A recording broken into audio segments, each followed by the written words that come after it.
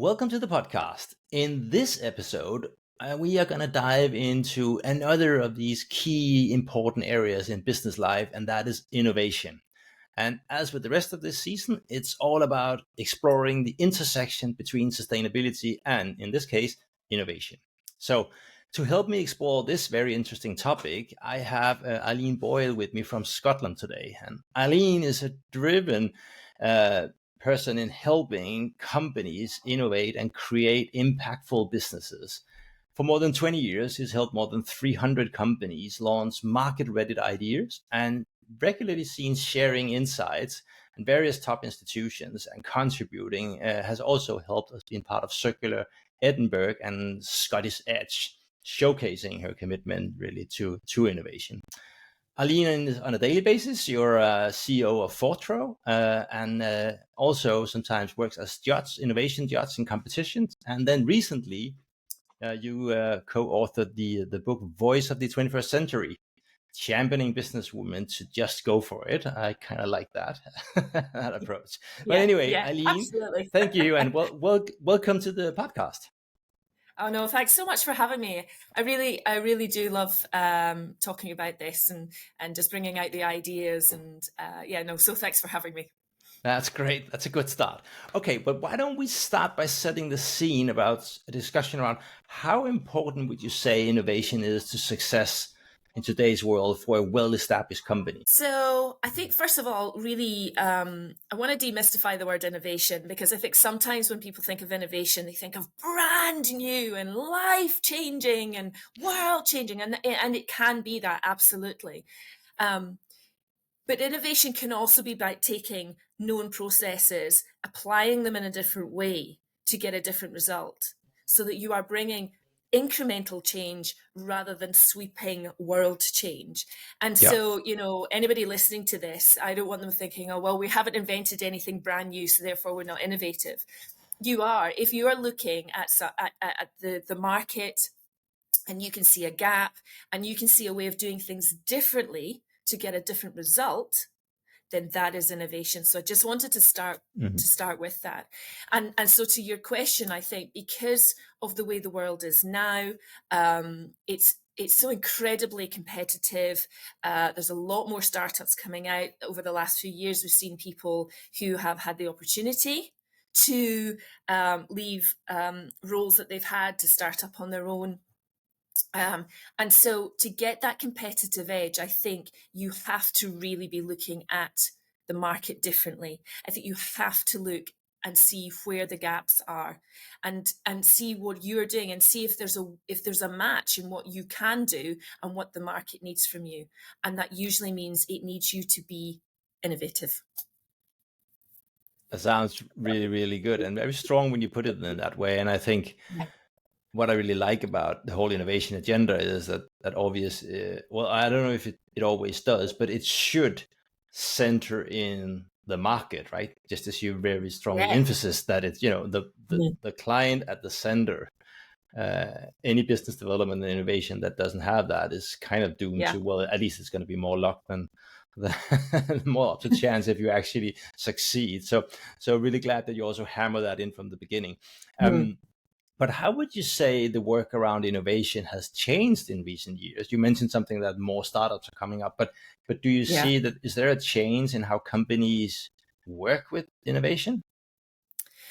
So I think it's interesting because people tend to pigeonhole types of companies, types of product, types of service to be, fair enough, technology, retail, etc.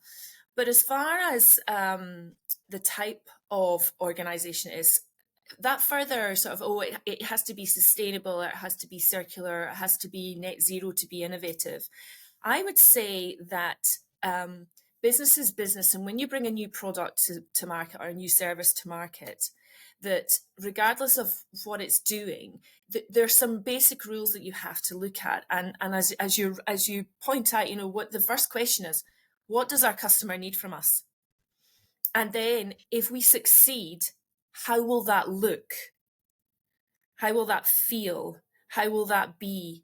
And so I think the rules of developing an innovative, I put in quotes, product and a product for the market, actually you develop it like anything else, because you're looking at the end result, the end outcome for the people that you're working with. So the construct that I work in, which is what do our customers need from us? If we succeed, what's that going to look like? What processes must we excel at in order to deliver?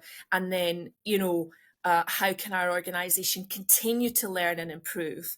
I think applies to any brand new business, any startup. And actually it also applies to businesses that have decided that maybe what they were delivering is no longer relevant and that there's a shift. So I think innovation rules, how you develop it, applies to right across the board. Yeah. Every So what you're subject. saying is also that just because it's a sustainable innovation, it's no different. It's the same as any other process. Exactly. Yeah. Yeah. Yeah. And I think that's an Because, interesting and yeah. important point to make here, because Mm. for some reason, and I'm still not 100% sure why, but it tends to be that companies, or a lot of them at least, have this notion that, well, this is sustainable, whatever it is, communication, innovation, strategy, deployment, Yeah. whatever. So it must be different. So we hand it over to the sustainability team, right? But Yeah. what are the odds that because you're really good at sustainability, you're also great at innovation? Well, not necessarily, at least, or communication, or Yeah. for that matter. So I think it's an important point that, bring in the big guns you have for innovation, whatever that is in your team, and let them loose on it and more like set up a framework, right? Have them introduce them to the circular thinking or the sustainable thinking, Yeah. and then have them drive the processes, because it's no different than any other problem you're assigned to solve, right? Exactly.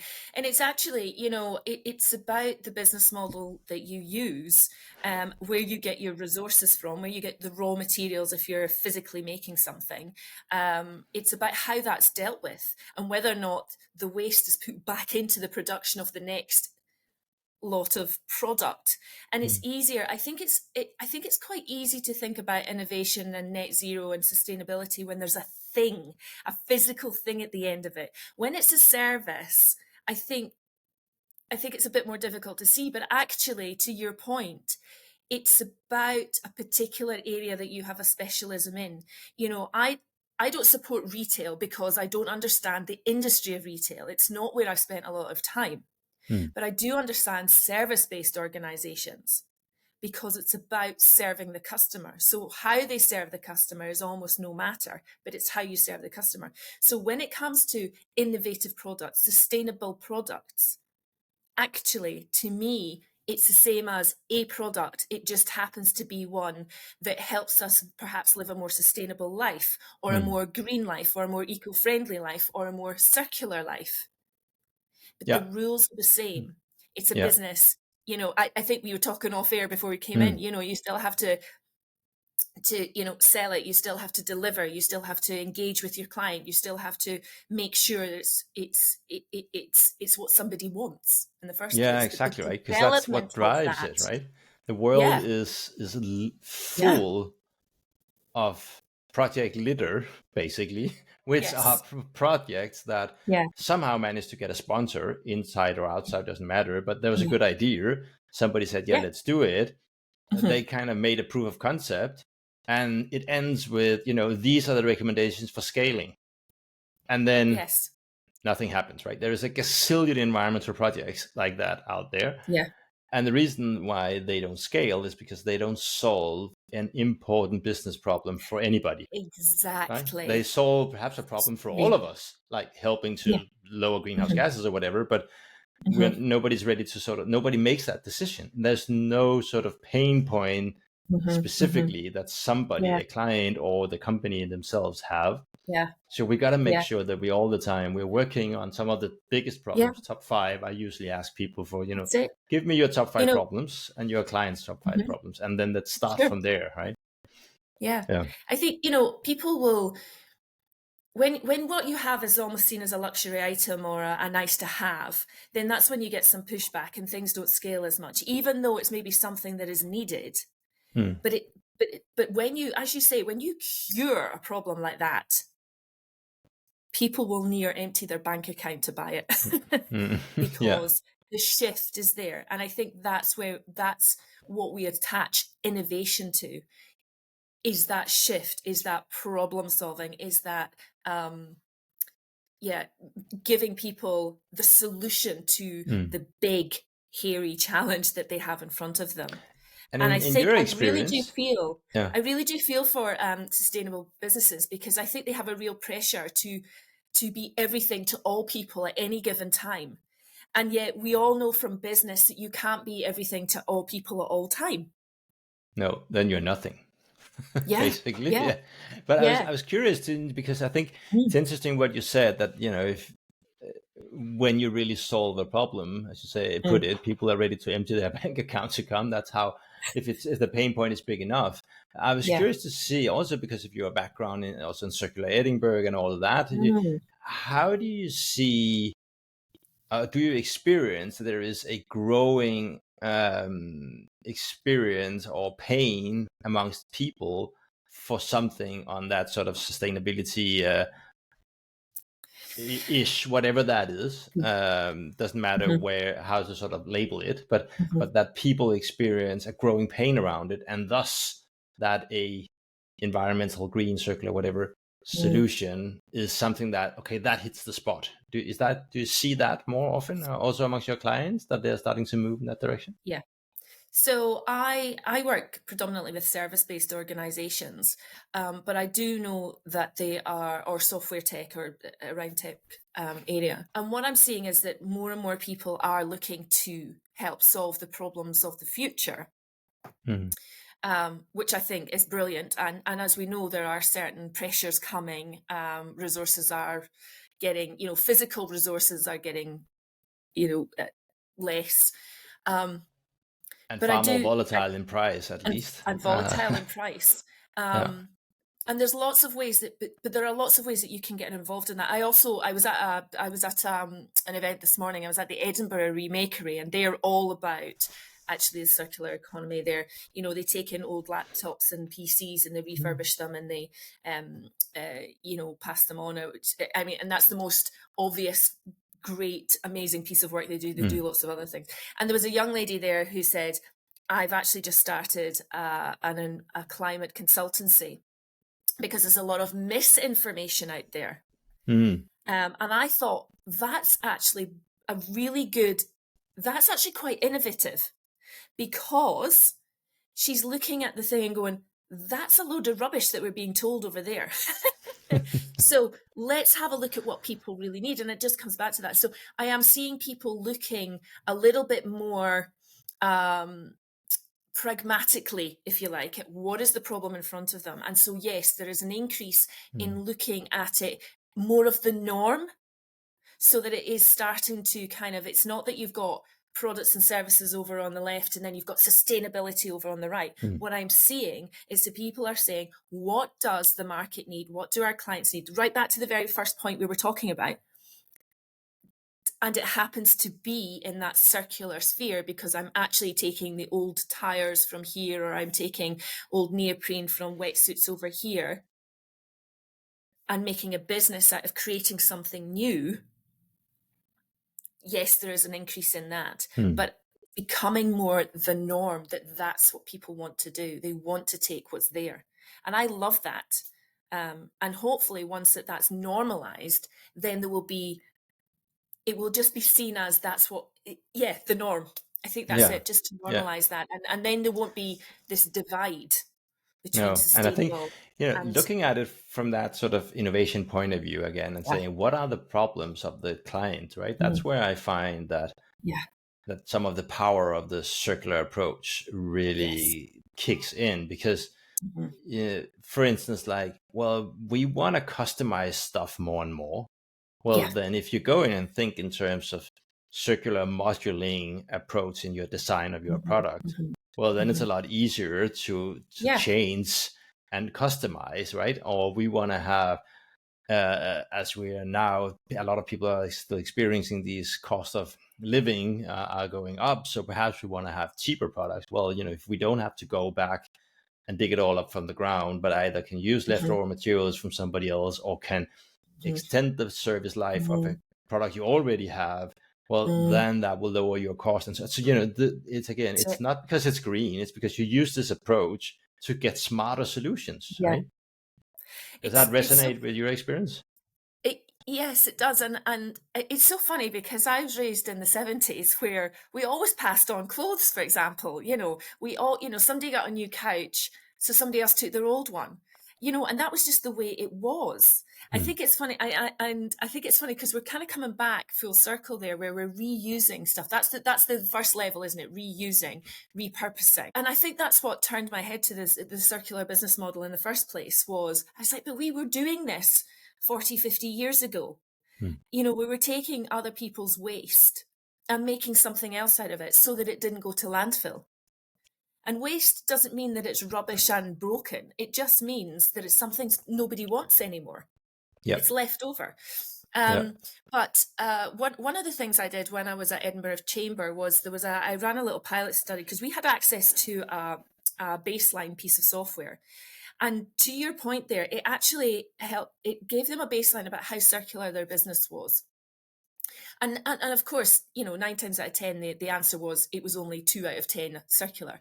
But what it allowed Yeah. them to do was it allowed them to design out the waste or design in better options. And I think that's something that people are more starting to do just normally now, which is how can we design in better options for our clients? How can we design in better suppliers? So they start to look at the supply chain. So let's have a look at them and make sure that they are ethical and perhaps using greener options and perhaps not bringing everything in from around the world, but perhaps we're looking more, sustainability is that's shop local, isn't it? It's sourcing local. Construction firms are starting to do things differently. Rather than having a plant for all the materials here for that place and then another plant which has the same amount of materials over here, they're actually making that's where all the wood is, but that's where all the concrete is, so that they can. It's economies of scale. That's actually Hmm. a way to be a lot more sustainable. Sustainable is Hmm. just to keep things going, not necessarily be green. But in doing Hmm. that, you are being greener. So there is definitely an increase in that across the board, but it's taking some industries a little bit longer. Ah, yeah, for sure. Yeah. For Yeah, sure yeah, it is. yeah, I yeah. I wanted to go back one step because at some Yeah. point you started talking about what are the key steps to innovation, right? So we fully agree that sustainable innovation or sustainability innovation or circular is the same as any other kind of innovation. So is there kind of like a model or key steps? I mean, if somebody comes to you and say, could you help us with an Mm-hmm. innovation process? Mm-hmm. What are sort of the steps you need to go through? I mean, also one thing is that some listeners might think, "Hey, I need to reach out to Aileen," but perhaps they're just thinking, Yeah. what do I need to go and do? What are the steps, right, to be sure that I'm not missing something crucial? Yeah. So, how do we Yeah. go about if you're a company, a well-established company that wants to innovate your product, whether that is a Mm-hmm. service or a physical product? That's not important, Yeah. but how do you do? So I always start with do your homework. It's do your homework, do your research. And I would always say to people, spend longer than you think you are on your research, because actually you'll thank yourself for doing that. Because one of the things that happens is when people come up with an idea, they can get quite excited about it and get really in love with it. And that's brilliant because that passion will see them through. But then sometimes they can become a bit blind to it. And as a little bit of a build it and they will come approach. So when people approach me, we always talk about, well, how do you know anybody Exactly. wants this? Do you know a How thing? Yeah. Yeah. How do you know that this is exactly what people are looking for? And then we can start to look at that. So if you succeed, so that was the step one, how do you know anybody's going to look for it? How will they use it? And what will they do when they're finished with it? That's the other thing. And that's where that sustainability comes in. So how will they use it now? How is it going to change their world? And what will they do when it comes to its end of life? Where is it going to go? And so, right from the start, we're designing in that Hmm. sustainable element. We're designing in the reducing of waste. We're designing in how you could take, when it's finished, repurpose, reuse, almost sort of sort of rip it up, put it back into the pot and create the next iteration of that. And then I guess the next level over there is, okay, so once they're using it, what does success look like for you? Mm-hmm. And, is this about making squillions and squillions of pounds, euros, dollars, wherever you happen to be? And it's really about getting that higher purpose. So Mm-hmm. that's a really, really healthy way to look at it. So when they have this, what are you really doing? So great example. And I always use this example, partly because it's homegrown as well. So Alan McMahon, although he's not Scottish, but he's based in Edinburgh, he set up Brewgooder to provide clean drinking water in Malawi. He happens to sell beer to do it. Okay. So Bucker. the production side of things, Mm-hmm. he hasn't just, there's thought has gone into the production of the product as well. The higher purpose is the clean drinking water. Now there's lots of other foundations and initiatives he runs. So if we succeed, what does that look like to our stakeholders, customers, suppliers, etc.? So that's the next bit. And then it's, as you say, what do we need to be good at in order to deliver this? Because you and I know there's some people with some amazing ideas, but that doesn't mean they necessarily have all the skills to be able to execute it. I mean, Richard Branson is well known for saying, I just come up with the ideas. I am the ideas person. I have no idea how I'm going to roll this out, but I know it's a good idea. We've done our research. We know that people need this, but I have a team of people that can roll this out. And so it's getting that in place as well. And then, how the fourth part is, what does the future then look like? How are you going to build and scale this? Should you build and scale this? Yes, that's a really good question. Yeah. And if the answer is no, then should you be doing it in the first place? So those are the four steps that I would take. And that's before you get to the actual commercial selling rollout strategy. That's the So take it to that's market how, strategy. That's a different thing. Yeah, that's a completely different podcast, that is. yeah, But that's exactly. how those are the four steps I take with the clients that come to me that have an innovative idea, any idea, to be honest, but particularly where it's something new, different, innovatively based. Okay, so say I'm sitting there. Some of the listeners I know, they are people that are on a journey to make their company a force for good, right? So Yes. here they are doing whatever it is they're doing. Yeah. And this to say, so they have that clarity on where they want to go, that have that higher purpose Yes. for the company, not just for this product initiative, Yeah. but Yeah. in general.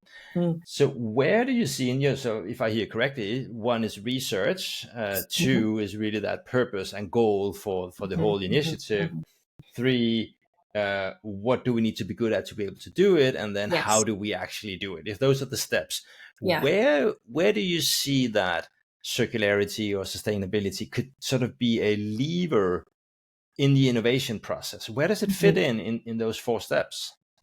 I think you have to be there right at the beginning. You have to come at it from that point of view, because when you design it into the product from the beginning, it's so much easier to do than as you get you get down there. And I think that's why there's a lot of businesses out there struggling with the shift, because you're having to unpick what's already been there and redo it. And for the UK, we were traditionally manufacturing. Now we're moving to service based. So new businesses coming in are designing it from the beginning. They're like, how do we be sustainable from the start? How do we be green from the start? How do we pick our suppliers who are aligned with our values and our higher purpose from the beginning? I would say that from the start, you just that's just the way it is. It's not an And then add-on. does it come in all four steps, would you say, or? I think it does. I think it's just, as I said, it's not an add-on. So that's just the approach that you're taking. So if it's a new product that is going to decimate someplace somewhere, planting a few trees is not going to make that better. So, you then decide, no, we're not doing that. But if it's something that is actually going to enhance and you are able to plant more trees. I know I'm simplifying, but I just want to Yeah. keep it very clear. Then that's something to consider. And Hmm. then as you move through every stage, you're making sure that it adheres to that circularity, to that sustainability, to that net zero, depending. And they're all part of, they're all slightly different variations, but they're all part of how do we make this not a product that is going to leave the footprint of, destruction. Yeah, we want to make sure that they contribute to making the world a better place, right? We got to take Absolutely. steps Yeah. forward, not it's Yeah. not about being less bad. It's about making a positive impact, right? That's it. Because That's that's it. what we So need. So, when you come at that from day one and it's in everything you do, it's just who you are and how you work, then actually it's a really easy thing to hmm. integrate and weave into your everyday. Yeah. And that way, and when you take people on, that's who you are. That's who the organization is, and they buy into that. You know, in fact, you don't even have to buy into it. That's just the way they're wired. Yeah, yeah. Yeah. Okay, I have an idea I want to run by Sure. you that, or not an idea, but an approach, I guess, because I often say that what I find that circular economy or circular Mm, thinking can do to a business is that it offers a different perspective on the same thing. And mm. that's what I say, page 2 of any innovation book is that you need a different perspective in Yes. order to be able to see new opportunities. Yeah. So that's kind of how I've been using it as an innovation platform for years. But what's your take on that? Does it resonate? And what can you sort of add to that idea? Yeah, no, I really like that approach and it absolutely resonates. I think one of the many reasons I like to think that people ask me to get involved is because I do bring that different perspective. And I think if, if it's not me, have somebody else come in and be that external perspective, somebody that has grown businesses before, who has been involved in developing products, services, etc. And because it you need somebody on your side there who is Hmm. going to be the sounding board to get you through those times where it could be difficult. So yeah, yeah, external perspective is hugely important on anything. I have an But alien, not as just, I say, but not but just bringing in like you or me or somebody yeah, else. But I'm also thinking that you know I often say to people, imagine they're kind of set of glasses, right? And when you yeah, take them on, the world looks slightly yeah, different, right? yes, And that, so you look at your same production setup, your value chain, your customers, your market, your strengths, your weaknesses, all of yes, that. But now you have a different perspective because we come from a resource flow perspective, that's not it. a linear and economy based perspective. So it has a Yes, different viewpoint of stuff. And thus you can see, well, you see other hmm, things. And that, hmm, hmm, but because it's the same system you're looking at, you can still utilize all the knowledge and insight you have about the system, hmm. but it has given you cannot see it in the regular way because all of a sudden you will see that it's leaking resources all over the place, right? It's a Yes, bleeding patient. So, so that's what I meant about yeah, outside view. It's not necessarily that we bring yes. in somebody from the outside. I'll take that, I'll mush it together, ta-da, and then sell it, then you absolutely get different results and those sort of results that you want and something that has more impact and lasts longer and makes people feel better and solves a problem. Very importantly. Yeah. Okay, I'd like to just take a slightly different perspective. Sure. So let's just say here we have again another listener sitting in, and they might not necessarily be all in yet. They might know that it's time to do something, but not exactly sure what. But what they do know is that it's important for them to be an innovative business because coming back to some of your points in the beginning, increasing competition, all of that, they know they need to up their Sure. innovation game. So for them, the headline here is create an innovative culture. Yeah.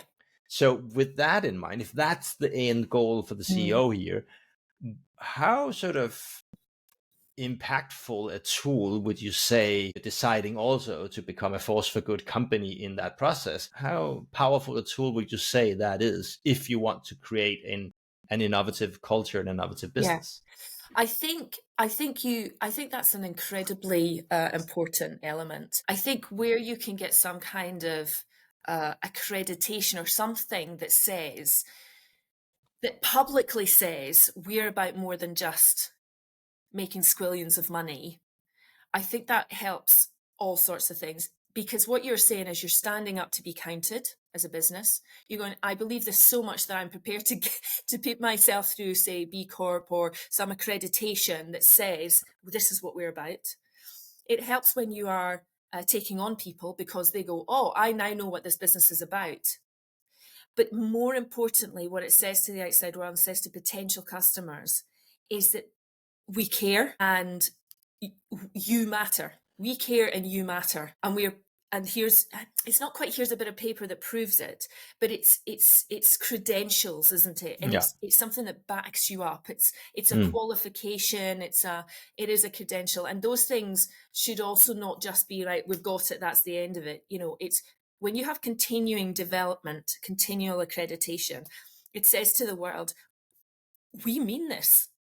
This is not just some PR ploy. This is who we are, and it's what we're about. It's how, again, as I said earlier, it's how we're wired. And, we need a profit. Businesses must be profitable. Otherwise, they don't have Absolutely. the cash to be able to deliver the sustainable, beautiful, innovative product that they have just created. So let's be clear there. This is not about not making money, but it is about saying we're about more than just making money. And the I was studies thinking, yeah, studies as sorry. far back as 2008 have, like you say, showed that people buy from brands that say that they're about more than just making money. This is not new, but No. I think the world is catching up that this is important. Yeah. Yeah. One of the things that I find is that, again, when you have that sort of set of glasses on, and Yeah. thereby you get that resource flow perspective, right? Yes. Rather than, well, that's just cost of operation, and we just got to drive down those costs. But you gotta buy the resources, and they just flow. It's a river, right? It just flows downstream. Mm-hmm. But the second you start to get that view of resources, right? Sometimes perhaps saying, well, let's just look at how much do you buy and how much end as a finished product. Well, everything in between, if you subtract these two, that is by definition, that's what you waste, right? Yeah. If you look at it like that and start looking at your company, then as I said, you will see that it's leaking money all over the place, right? Yes. And it's kind of like, well, wait a minute, do I want to accept that, right?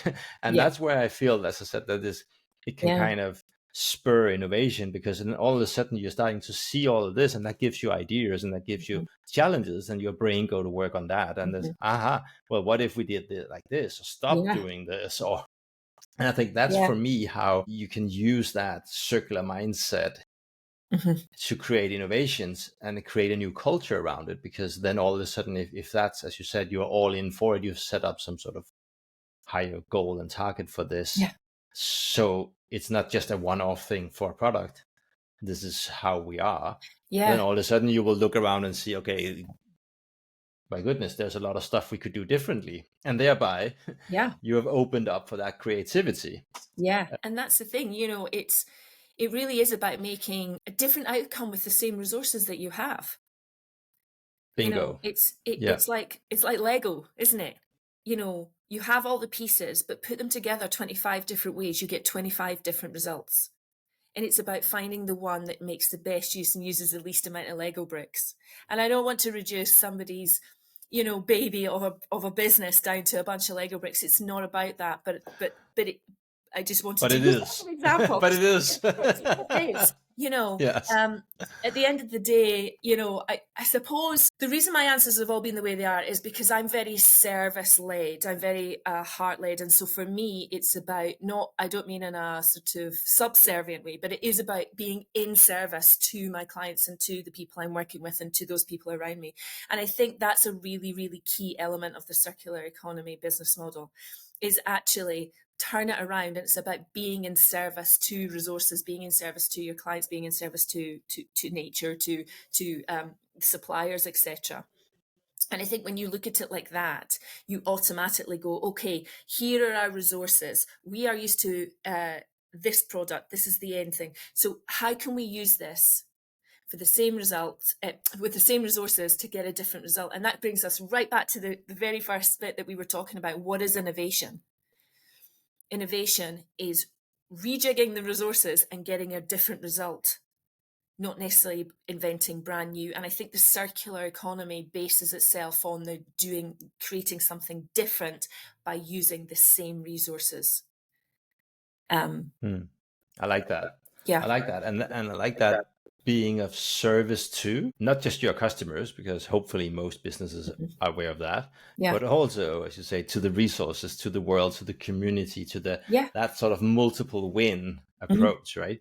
Yeah. So I would like to ask you again to connect this circular approach to innovation. Sure. So if that's, being of service is your Mhm. approach, how impactful a tool for innovation would you say that is compared to other different types? There are tons of innovation tool books, and this is what you're Mhm. supposed to do, and ask yourself these questions and these processes and blah blah blah.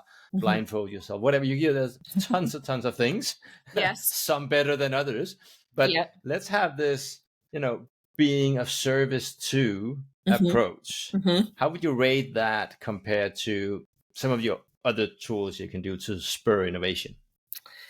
Oh my goodness. I don't know if you're asking, I mean, I don't know if you're asking the right person because I don't know how to be any other way. Great. I think that in service to just means that you're absolutely not making about you, that you're absolutely making about the end user. And so if you've got the end user in mind, I don't think you can go wrong when it comes Mm. to innovation. But also the end, the world around you. It's not just the end Yes. user, right? It's Uh-huh. also, as you say, in service to the resources, in That's it. service to the Yeah. world, Uh-huh. in service to future Yeah. generations. It could be in Yeah. service to many ways, right? Yeah. And I that sort think of it's changes the perspective, I yeah, think. and I think it's important to know that you can't, it's not about not using brand new virgin materials. It's about reducing the need to use the virgin materials and not using them, say 99%, 95, 90% of the time. We still need to, because at some point you do need to take virgin materials. Oh But yeah, right absolutely. now, it's the other way around, really, isn't it? Every time we want to Mm. create something new, we take virgin materials from someplace. And so if you're in service to the resources, then you're like, you know what, I'm going to leave you sitting over there till I absolutely, totally and utterly need you, because actually I could use those ones over there that people aren't Mm. using anymore.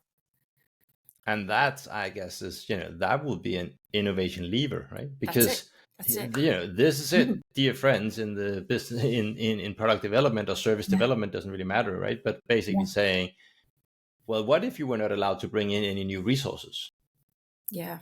That's the only Exactly. question. Just Yeah. that. What would that mean? That would probably mean we need to rethink a bit. Yep, but that's Hmm. it. Try, play around with that That for a would, while, see what happens, right? yeah.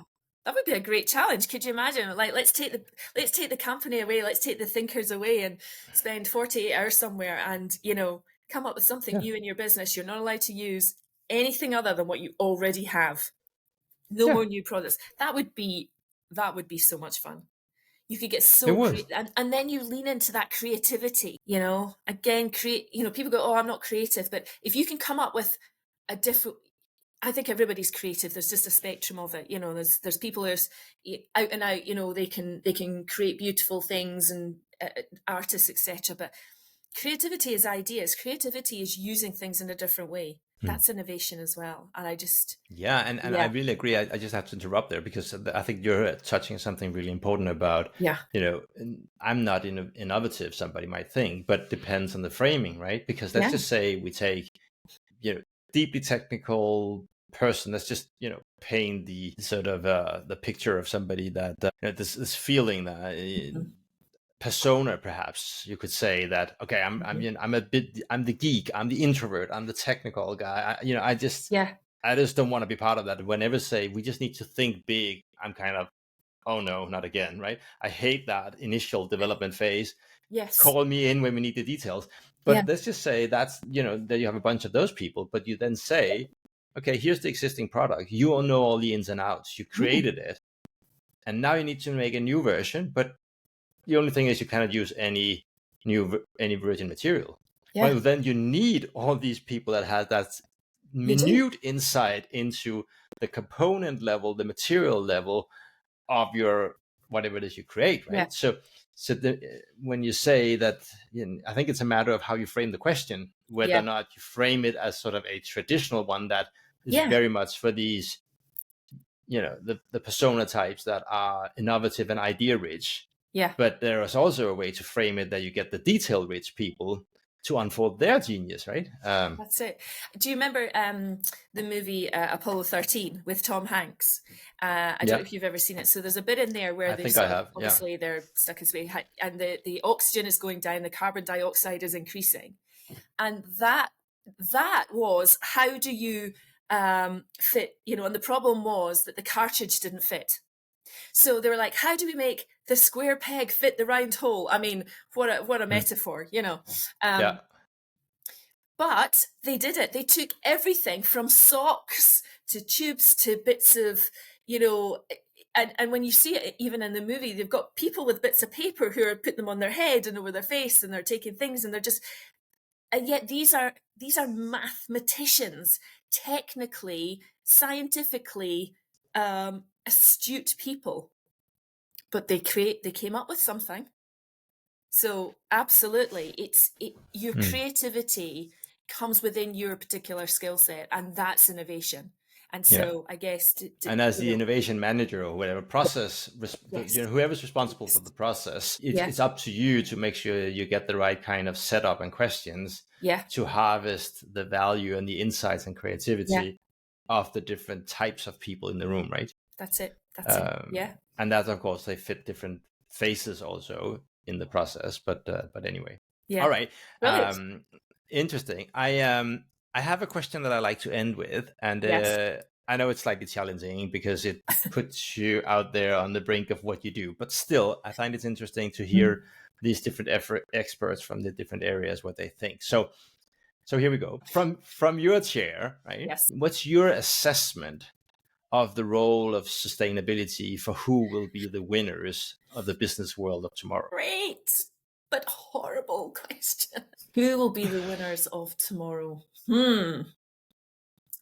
So I think it's a slightly different question. It's, how can we make sure that there are no losers? Because businesses will succeed when they succeed for their clients and the world around them.